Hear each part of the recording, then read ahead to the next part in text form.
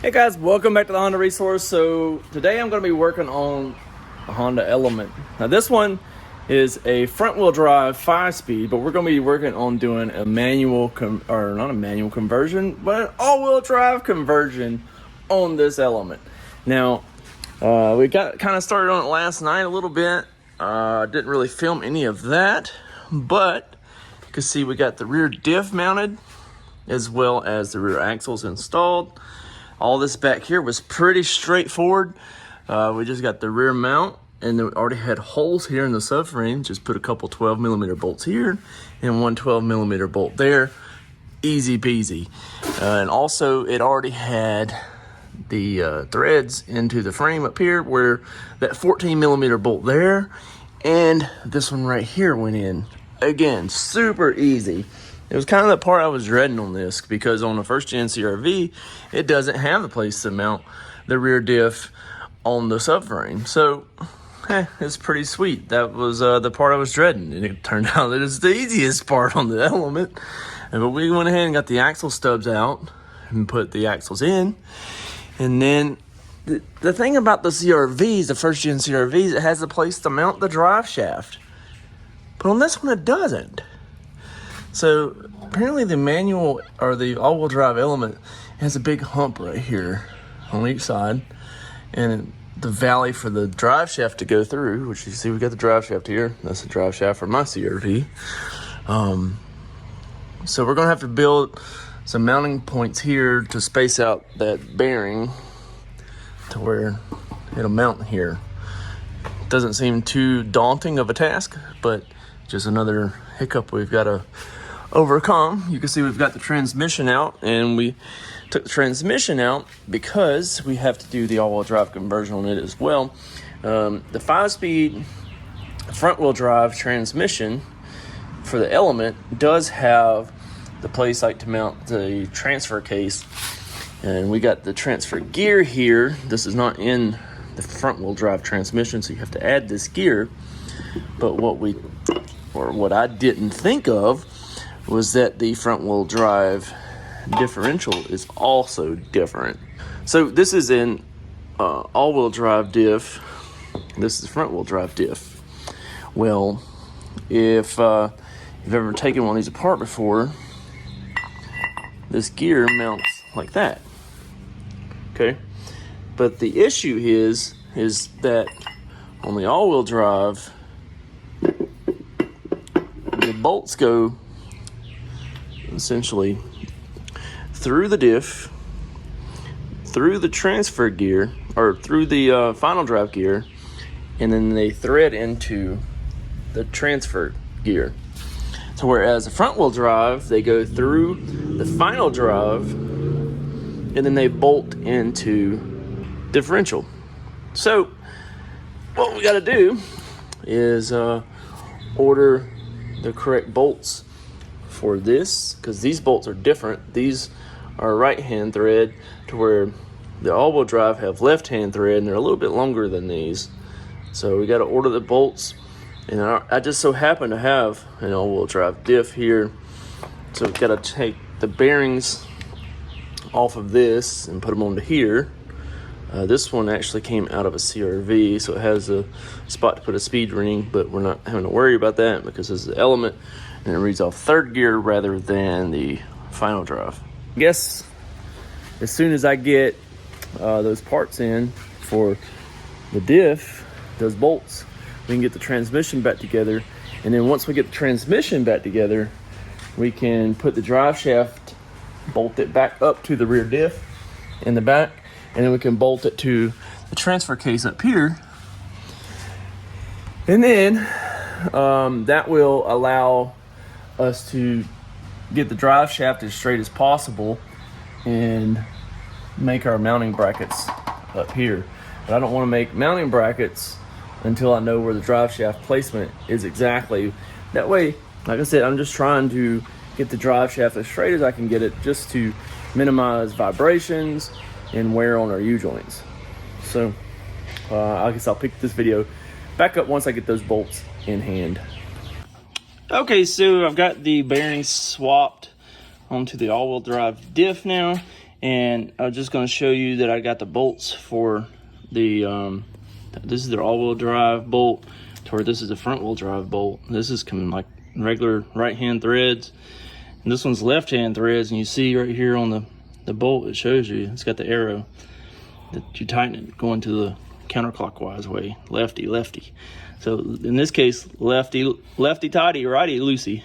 But so it's longer, and it's the threads are different.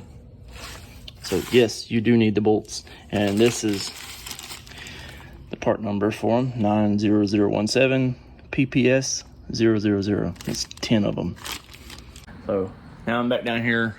Just took the subframe back down because we had to put the subframe back in, move it out. Got the transmission back together. It's sitting over there. So we've got to move this subframe out of the way. Then we'll work on getting this transmission back in, and then starting on our mounting points for the drive shaft.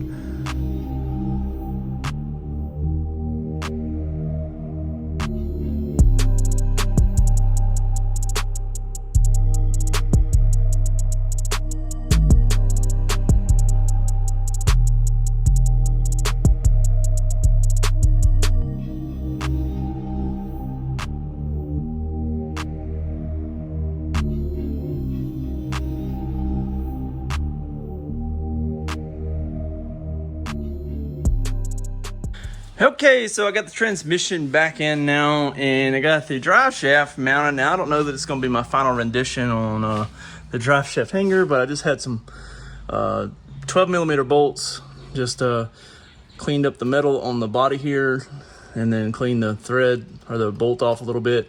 Just put some weld around that on both sides, and then I put a jam nut, basically the bottom of the threads on the bolt here, and then put another nut down here. So it's got 2 nuts right here. I can't really see it. I can't get my camera up high enough. But anyway, it's got a nut up here and a nut down here, so it jams it. And it's, I mean, it's sturdy. It's not moving. So you can see like just the rubber and the bushing there is moving. It's not the actual mount. So I feel pretty confident that that's gonna work. Probably gonna come back around that with just some rubberized bed liner or something of the sort to just make sure it don't rust. It's all wet down here because I doused some water on it after I got done welding, just to make sure that it was cool. Still got to put, well, I've got all the bolts in there. I just got to tighten them all down. And the same thing for the front up here. I got all the bolts in the flange there. Just got to tighten them all down. So it's pretty straightforward, with the exception of this little spot right here for the drive shaft hanger. But overall, I think it came out really good.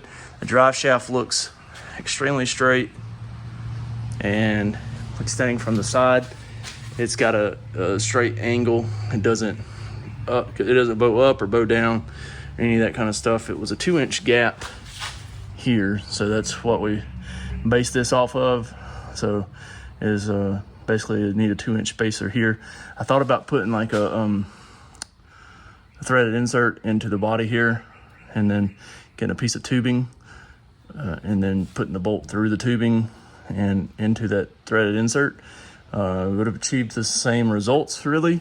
It might have looked a little bit better, a little more professional or something like that, but this right here will definitely work. On the back, all we had to do was take out the stubs in the back. The axles went right in, no problem. Again, it already had the holes in the subframe here to mount the rear mount to. That wasn't an issue. Same thing for the axle over here. Just took the axle stub out, no problem. And then up here, it already had the holes in the body. I just found some long 14mm bolts over here from one of my bolt bins, and then put the factory bushings on there or whatever. And this is a factory top piece here, so I mean literally just threaded right in, no problem with that. And then we had to make those minor changes in the transmission, as far as adding the ring gear for the transfer case, and then actually changing the differential to the all-wheel drive style. But all in all, this wasn't a terrible process, and I think this is something that pretty much any of you guys can do at home. Just make sure you don't forget your fluids for your transmission and the rear diff. So the rear diff takes OEM Honda dual pump fluid, and the transmission takes Honda MTF or whatever variation of transmission fluid that you prefer. For stock applications, I like the OEM Honda MTF, and that's what we put in this Element. If you enjoyed this video, please smash the like button, leave me a comment below, let me know what you think about now the all-wheel drive 5-speed Element. Like I said, this one was front-wheel drive. We converted to all-wheel drive, and now if you have front-wheel drive and you're interested in converting yours to all-wheel drive, you know exactly the process you're going to have to take in order to do that. I do have a detailed video on removing this transmission. If you're interested in that, check that out up here in the top right-hand corner, and that'll lead you like a step-by-step DIY removing the transmission. Hope to see you guys again on another episode soon. Make sure you like, comment, subscribe. Peace.